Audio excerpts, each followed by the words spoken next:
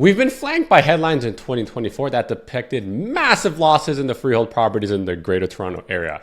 There's been talks about articles that look like this, where sellers are taking a $550,000 loss, a $500,000 loss, a $350,000 loss, and so on and so on. But were things actually that bad for the freehold market in 2024? Psst, between you and I, freeholds weren't actually that bad at all. Condos were bad, but freeholds were not. It's quite literally a tale of two stories when you look at the market as a whole.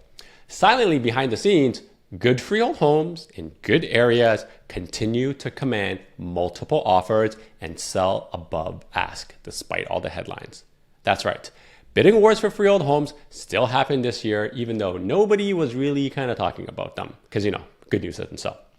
Everyone was talking about all the shocking interest rate cuts this year, all 175 basis points worth to date. And you know what? Those rate cuts actually helped move a lot of the freehold homes on the market.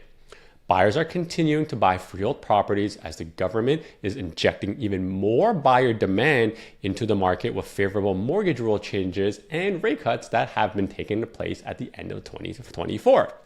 So if you love data and you love numbers and you're a nerd like me, or just curious about what's happening, be sure to keep watching all the way to the end of this video for the freehold recap as I summarize how and why exactly the freehold properties propped up all of Toronto in 2024. Hi, my name is Zen, and if you're enjoying my data-driven and number-crunching real estate updates, be sure to like and subscribe.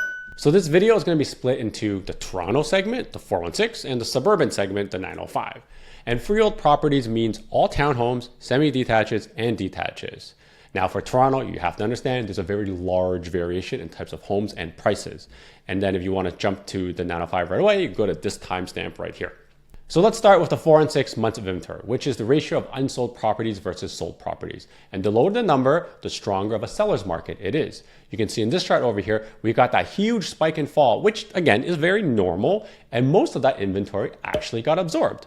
Ultimately, we're ending the year with 2.5 months of inventory. 2.5 months of inventory is a fully seller's market.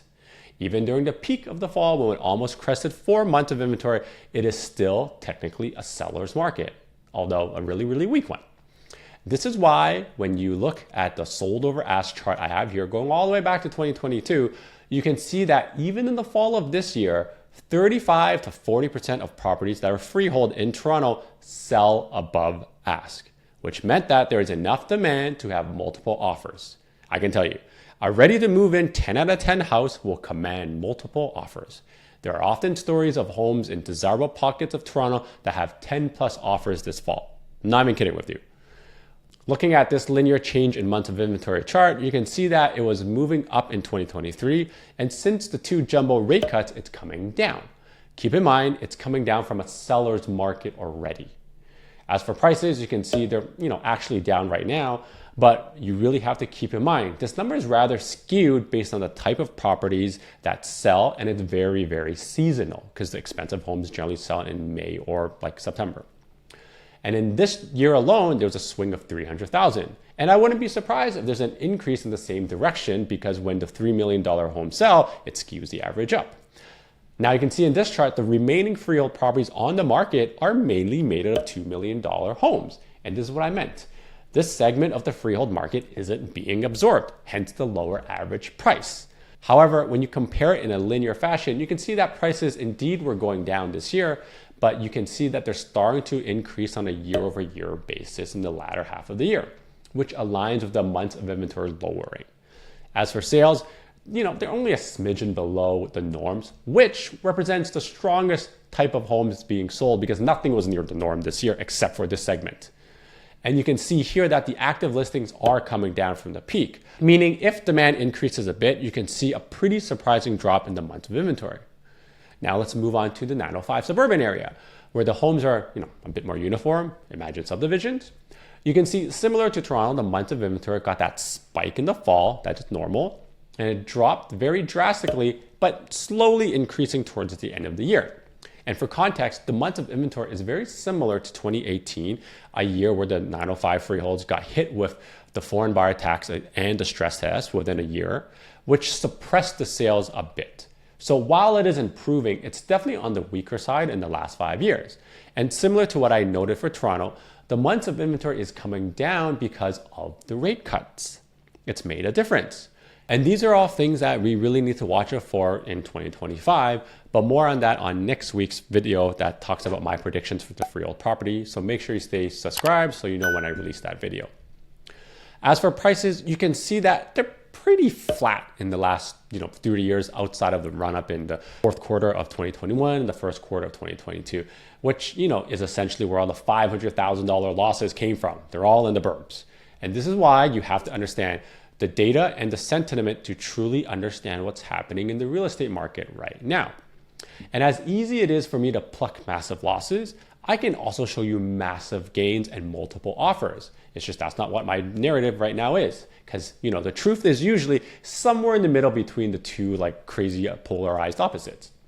And this is why when you look at linear change in price in the last few years, you can see that we're down a bit this year, but it's on its rise since the rate cuts have started. Prediction for 2025, right? When you look at the percentage sold over ask, you can see that we're at 25% and we were as high as 50% in the spring for this year, which is still a very strong market.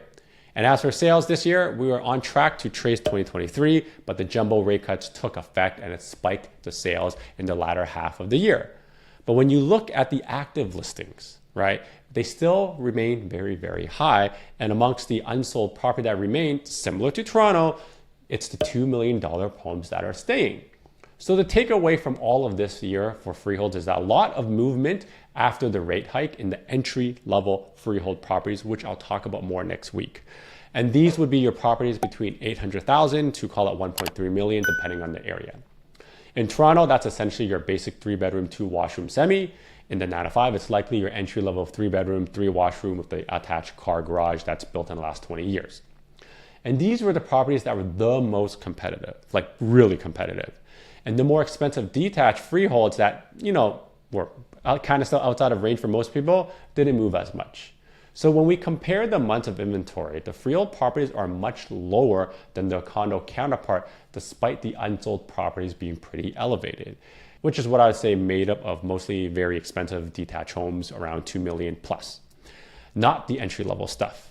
And that's where things are going to get interesting in 2025 when we have the CMHC mortgage rules giving first-time home buyers almost 10% more buying power and reducing their down payment by 50% in that segment. And this is exactly what I talk about in this video, so make sure you check it out. And now that the new mortgage rules are in play, it's going to have a big impact on the freehold market in 2025. So make sure you go understand the rules and changes before I release my freehold prediction video. I'll talk to you there. Remember, your move, your future. See ya.